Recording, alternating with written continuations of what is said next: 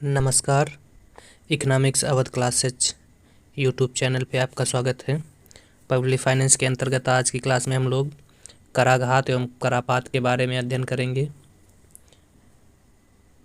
कराघात किसे कहते हैं, करापात किसे कहते हैं, इसको समझेंगे और उदाहरण के सहायता से इसको समझने का प्रयास करेंगे।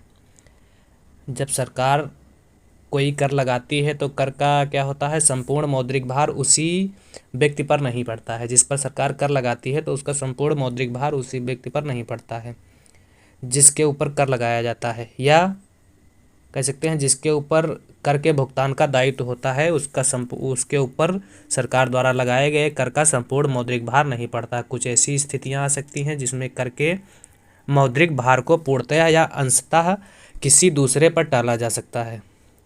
कर का भुगतान सरकार को तो वही व्यक्ति करता है जिस पर कर लगाया जाता है, पर वह किसी न किसी रूप में उसे दूसरे से वसूल लेता है। इस प्रकार से कह सकते हैं कि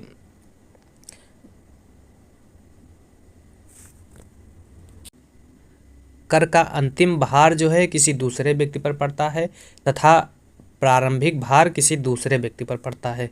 तो आज की इस वीडियो में हम लोग यही अध्ययन करेंगे कि जिस व्यक्ति पर कर का प्रारंभिक भार पड़ता है उसे क्या कहते हैं और जिस व्यक्ति पर कर का अंतिम भार पड़ता है उसे क्या कहते हैं।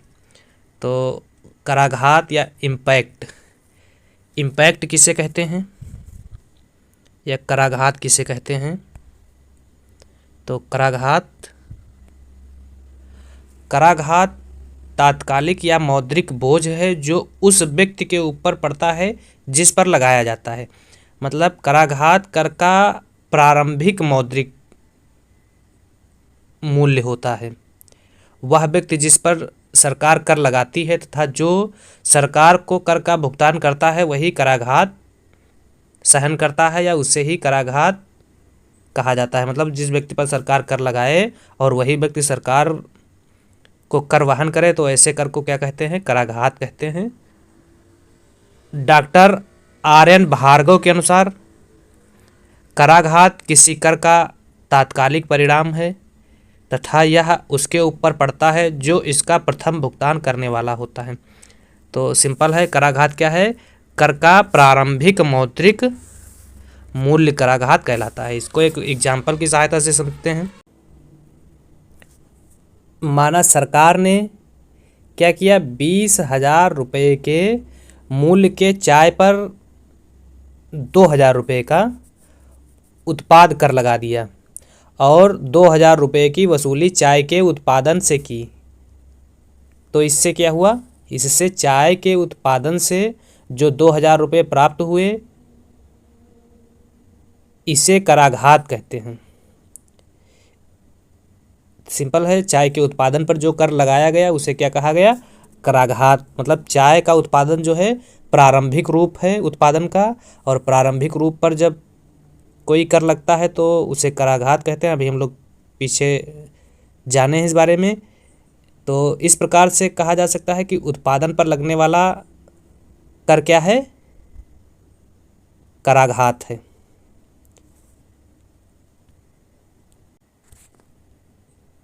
करापात किसे कहा जाता है, इंसिडेंस।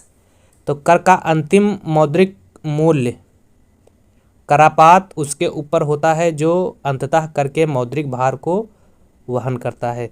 करापात को क्या कहा जाता है, कर का अंतरिम मौद्रिक मूल्य कहा जाता है। प्रोफेसर फिलिप ई टेलर के अनुसार करापात उस व्यक्ति पर होता है जो कर को आगे विवर्तित नहीं कर सकते हैं।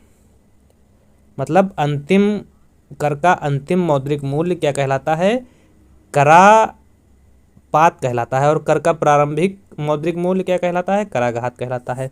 प्रोफेसर डाल्टन सिराज ने कर को प्रत्यक्ष मौद्रिक भार के रूप में करापात को परिभाषित किया है।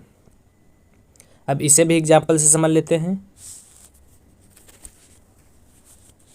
चाय उत्पादन करने वाला व्यक्ति यदि मूल्य में वृद्धि करके कर की राशि उपभोक्ता से प्राप्त करे तो उपभोक्ता से प्राप्त आय क्या कहलाएगी, करापात कहलाएगी।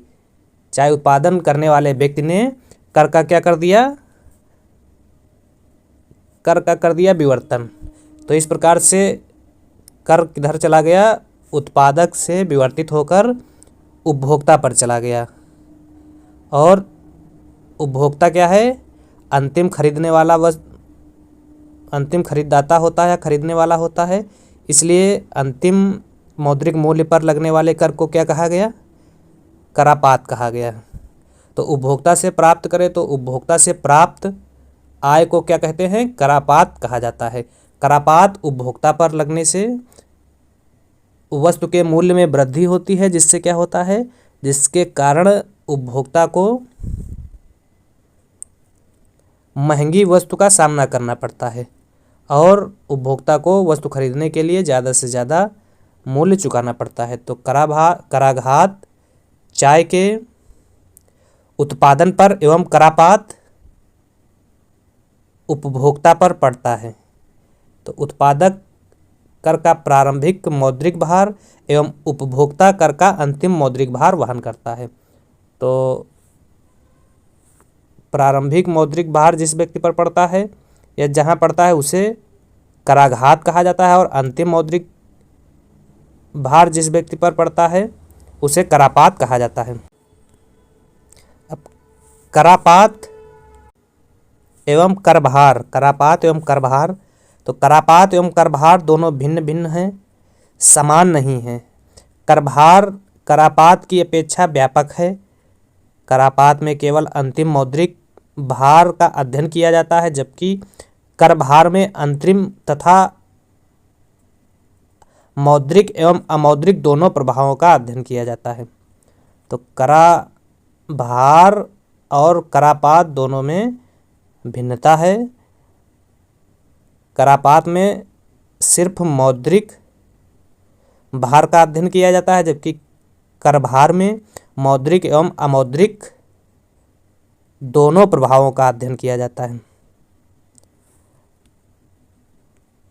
अब जिस प्रत्यक्ष कर में होता क्या है, प्रत्यक्ष कर में प्रत्यक्ष करों का कराघात एवं करापात एक ही व्यक्ति पर पड़ता है। तो ऐसे कर को क्या कहा जाता है, प्रत्यक्ष कर कहा जाता है। मतलब प्रत्यक्ष कर को डिफाइन करने का एक तरीका कराघात एवं करापात भी है।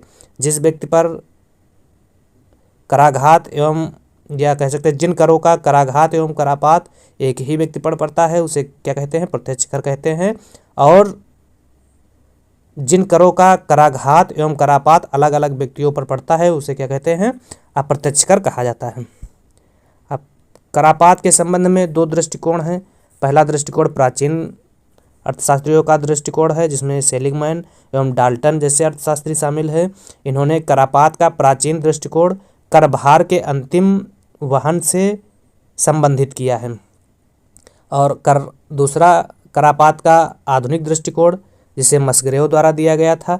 करापात का आधुनिक दृष्टिकोण अधिक ज़्यादा विस्तृत है तथा बजट नीति के आय पर होने वाले वितरणात्मक प्रभाव से संबंधित है। तो यह पूछा जा सकता है कि करापात का प्राचीन दृष्टिकोण किन अर्थशास्त्रियों द्वारा दिया गया, तो सेलिगमैन एवं डाल्टन द्वारा, तथा करापात का आधुनिक दृष्टिकोण प्रोफेसर मस्ग्रेव द्वारा दिया गया था। तो इस प्रकार से आज की क्लास में हम लोगों ने कराघात एवं करापात के बारे में विस्तार से समझा। अब अगली वीडियो में हम लोग कर विवर्तन के बारे में अध्ययन करेंगे। यहाँ से 1 या 2 क्वेश्चन लगभग टीजीटी या पीजीटी में देखने को मिलते हैं। इसमें कराघात, करापात, कर विवर्तन, कर की लोच एवं कर उत्प्लावकता शामिल हैं। इन 4-5 टॉपिकों से 2 या 3 तक क्वेश्चन एग्जाम में देखने को मिलते हैं।